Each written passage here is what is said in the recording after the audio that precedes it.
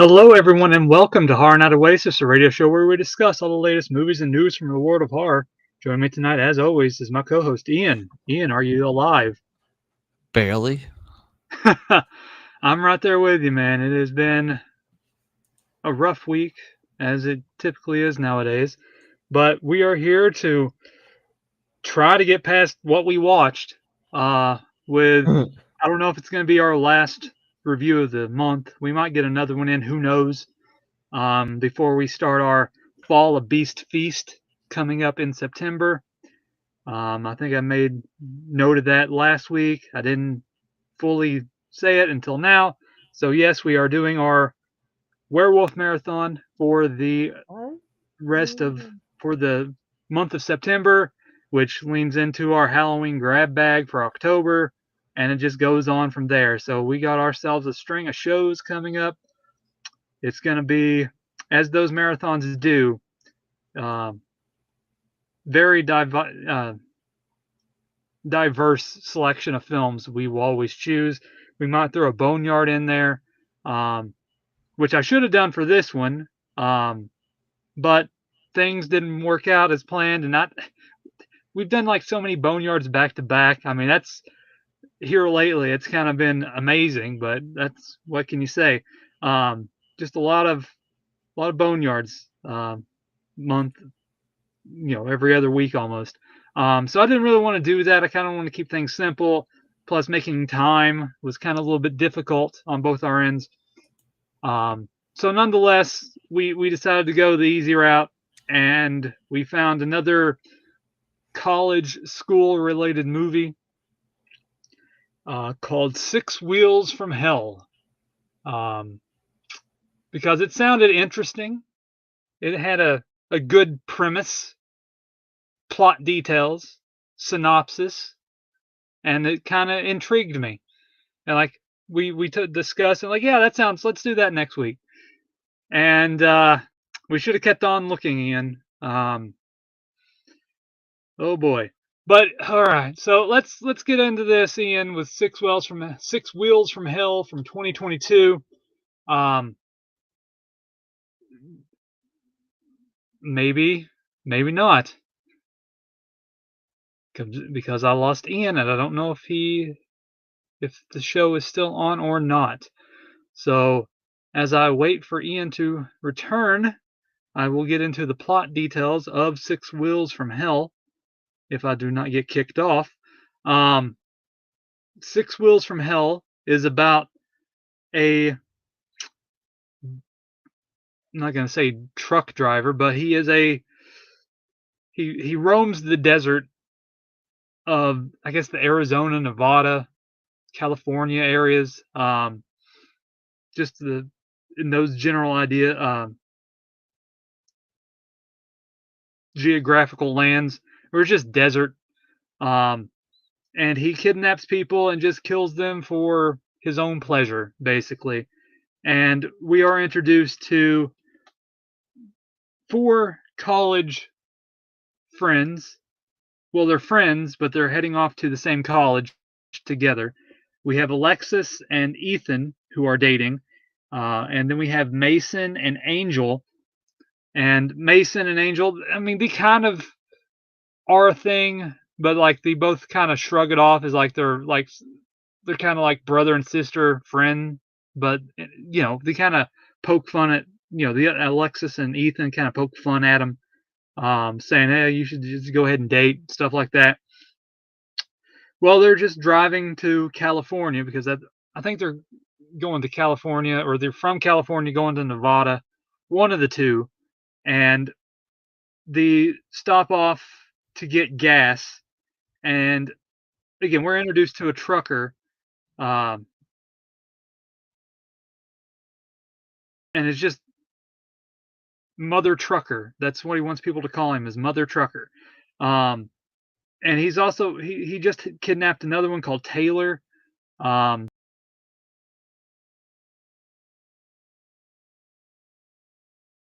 So now we're going. Ian, are you there? Yeah, my internet is really spotty today for some reason. Well, anyway, I've been going on. Hopefully, it's still picking up everything, but who knows? But anyway, we have Mother Trucker, and he kidnapped Taylor, and she's in the back of the torture bus, um, the modified school bus with just chains and dismembered bodies and severed heads just sprued around. And Taylor's there, and basically he just like torments them, and he takes a file and like files down her teeth to make them look like vampire teeth, in a sense, mainly the front teeth. And so the college, all the friends, they're at the gas station, and basically Mother Trucker just Alexis goes to the bathroom, and he kidnaps her, puts her in the back of the truck, and then we have ourselves a road horror film, a chase movie where Ethan and all of them are going after Alexis, and at the same time we're introduced to Cooper and her sidekick detective that's trying to track down Mother Trucker, and they're just trying to put an end to Mother Trucker, and that's the general idea of the gist of the film, and it's not very good. Um, there's Yeah. the man that honestly, and it's not really worth the time to talk about it, but we're gonna try.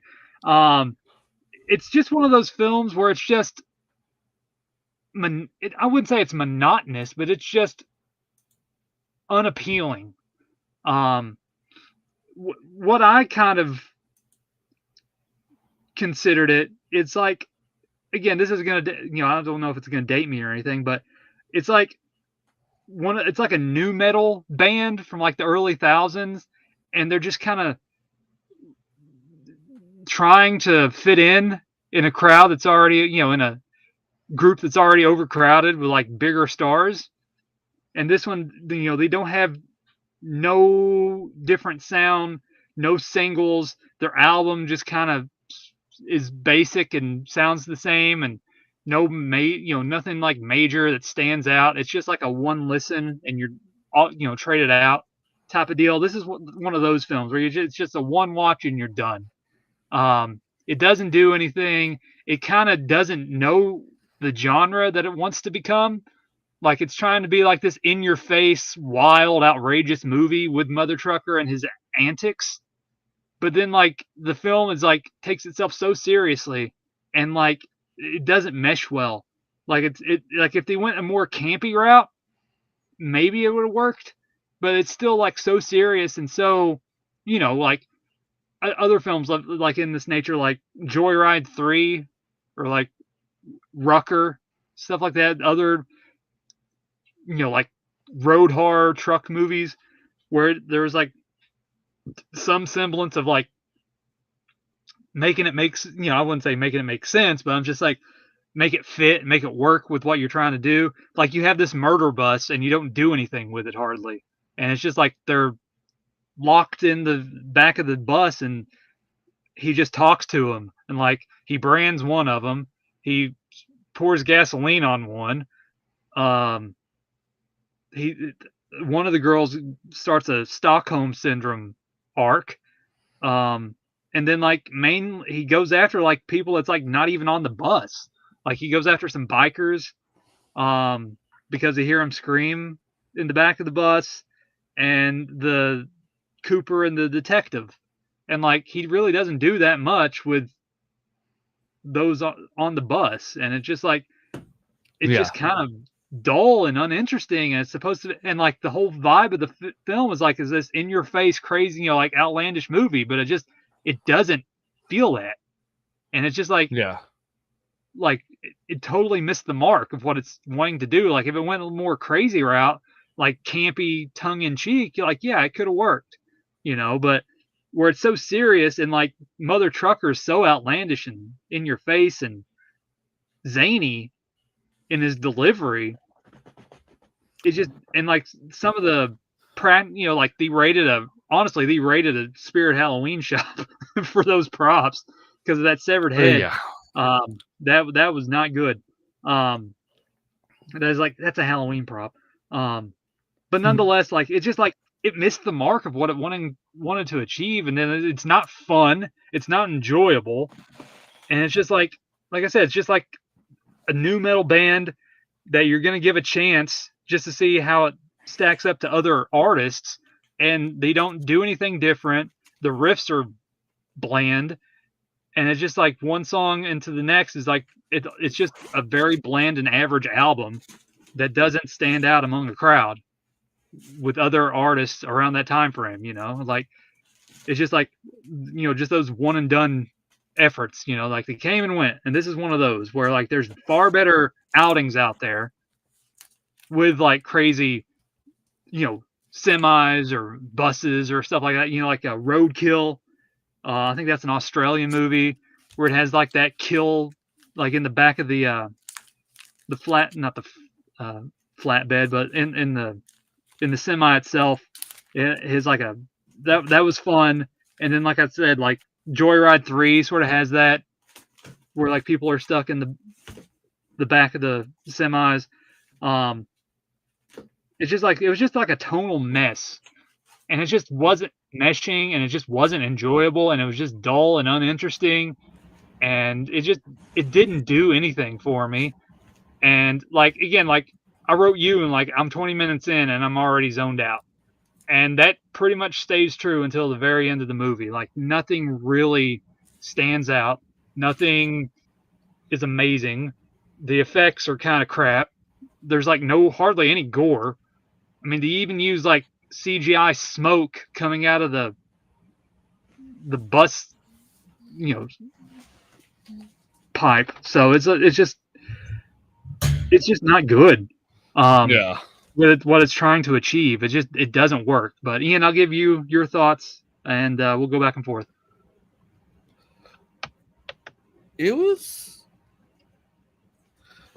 I get it. Like, especially if you watch like through the credits and see all of like the behind the scene photos and stuff, you can tell like this was like a passion project of theirs, and I give them kudos for that. Like getting your idea out, trying to but honestly, I felt like they tried a little too hard to be edgy. Like,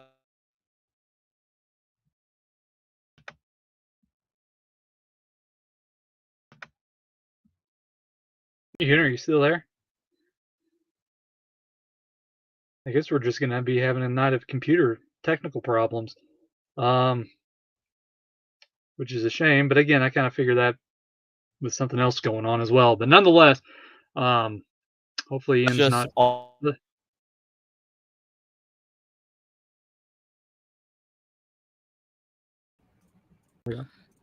Yeah. Both going. Can you hear me? Yeah. Yeah. Computer problems. This is gonna be one of those Okay. nights, Ian. Yeah. But can you hear me okay? Yeah, I can hear you. I can hear you. Okay, good. All right. So anyways, like this movie is pretty, it's just mostly edgy and not in a good way. Like they really, I mean, you could tell they tried a little too hard to be like for the humor and everything. And but like what you said, like that one of that girl that goes through the Stockholm arc, that felt, it was like a light switch, just automatically, like she was already ready to do that. And it's like I felt like nothing was really earned in this movie. Like I felt like there was no real stakes. Like I don't know, it's just There was like no all over the suspense place. either. Like you're supposed to have like some kind of suspense for the characters in the situation Yeah. that they're in, and they're just fodder in a sense. Just like Yeah. who cares? They're all kind of pricks. Yeah. And it was just boom, boom, boom, boom, boom, one after another. Like you get like a partial scene with one, and then another one, and then it was just kind of like there's just too many characters. There was too much dialogue, not enough like going on. And then it was just like you said, he was just going after everybody outside of the bus more. And I was just like, some of it, I was just like, I was like, there's no way he would have gotten away with what he did. And that ending was just, honestly, it felt rushed. Like, I felt everything was like trying its hardest to go one scene to the next as fast as it could. Yet it's still like you can feel like all of the hour and a half, hour and 27 No, it minutes. was an hour and 17 minutes Yeah. without the if you didn't watch the credits with all the pictures. Yeah. So, and it felt much longer. Yeah, it was a slow, just draining watch where it wasn't. It's just like nothing. Like I said, nothing stands out. Nothing is really interesting, and the tone's all over the place. So it's just like it just didn't mesh well, and it's just like just forgettable. It's just like like if they did it more campy route, like I said, or just tongue in cheek, stupid something, something in that nature, that played up with it, because Mother Trucker's like, again, zany killer. He's a zany killer, and everything else around him is like straightforward, and Yeah. like it doesn't mesh. Like make the killer, make everything else around him, make it slapstick, a little bit cheesy here and there, but they don't. And like I don't know, just the characters. Like I said, the characters sucked. There's like no depth for them. There's just like, oh, we're going to college, and then they just do stupid. I mean, it's a horror movie, understandable, but still, like, just like it didn't feel like how people act. It's just like ridiculous. We're gonna run him over and like run into the back of the bus, and like they don't know how to drive. There's just like so many little inconsistencies like that where like people are just stupid. Yeah. And like they saying like the stupidest shit as well. And like I don't care if you live. I don't, honestly I didn't. But it's like I didn't care about anything.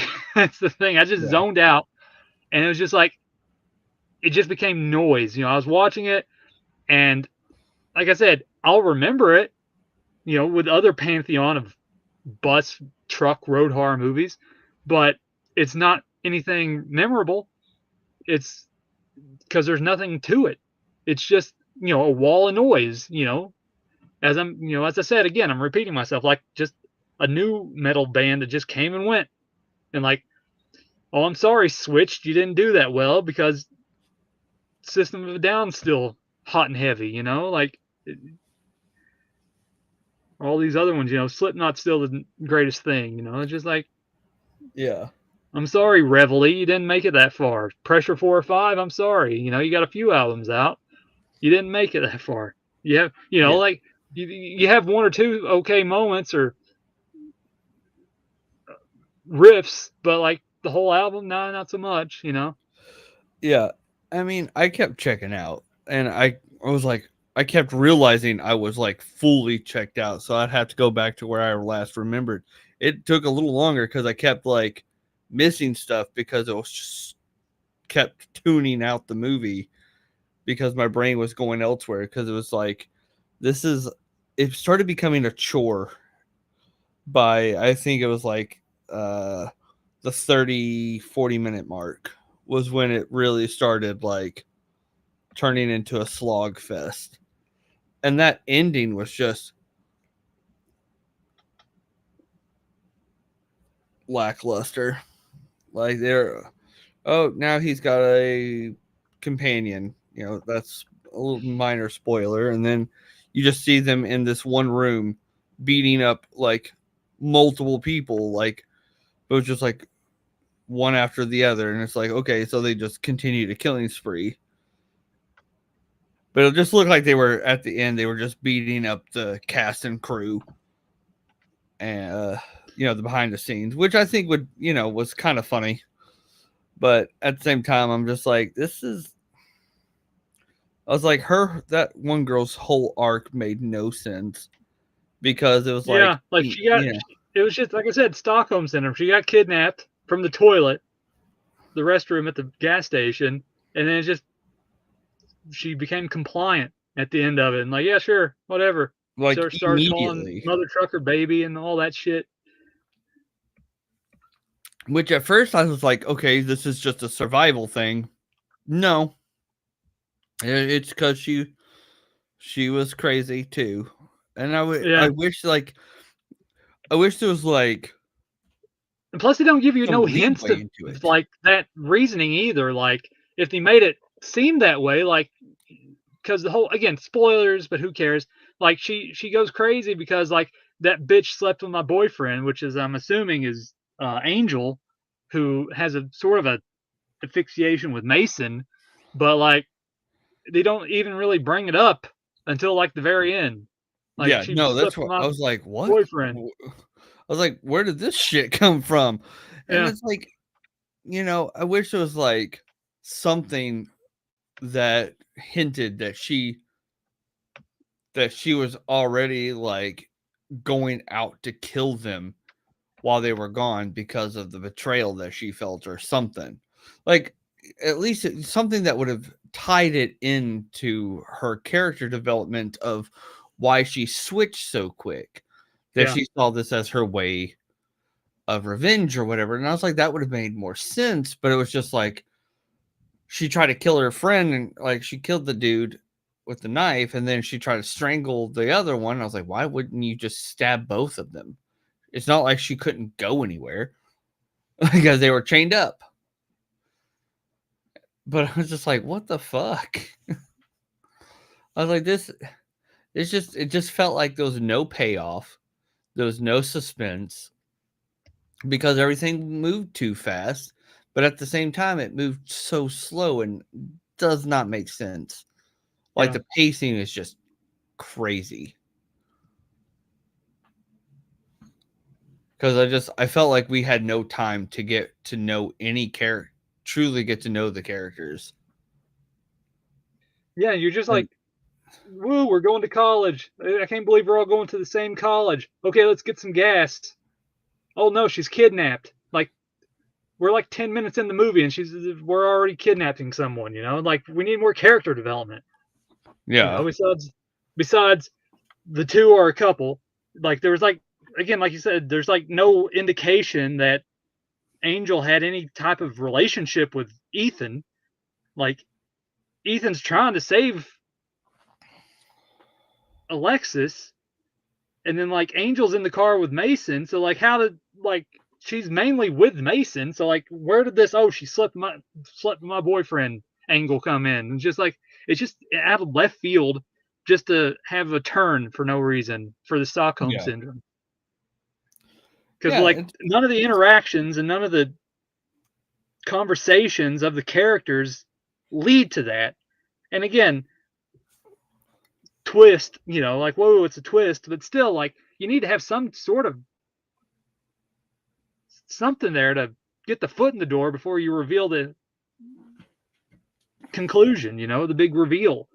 And just like having her just like fall in love with a crazy guy, for no reason other than to go nuts, then whatever, it didn't mesh well. And again, like you needed to have that zany factor to it because of Mother Trucker. I mean, if there was, like I said, if he was more straightforward, again, he would have turned it into, one of the Joyride sequels, where it's just straightforward, Rusty Nail coming after you. But this one, he's like so just sort of Captain Spaulding-esque with his like quips and just how angry he is. Maybe a little bit of Otis. I don't know. It felt more Captain Spaulding. Where he's just like in your face, zany, and just like off the wall. And then you have like all this straightforward of all this, the main characters who are kidnapped in the back of the truck. And then you have sort of the weird spoof detectives come in there almost, because it feels, because Cooper's like sort of there, but then you have her sidekick who also brings his son or his kid along for some of the things. Like it feels like a weird sort of comedy, aspect that you would see in like a horror comedy where like, oh, I have to bring my kid along, but it's all straightforward. And then like, oh, you pissed on the corpse? Like, yeah, I didn't mean to. And it's just like it just didn't mesh with like everything they wanted to do. If it needed to stay more comedic, keep it comedic, instead of everything else being so straightforward.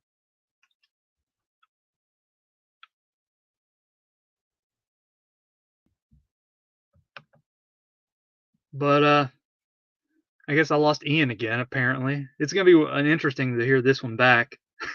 Honestly, I don't know if it's gonna carry all our conversations through or not. But yeah, it's an average watch. It's nothing amazing. It's it's just one of those, like I said, it's just tone deaf type of film where like it's nothing good, it's nothing bad. It's just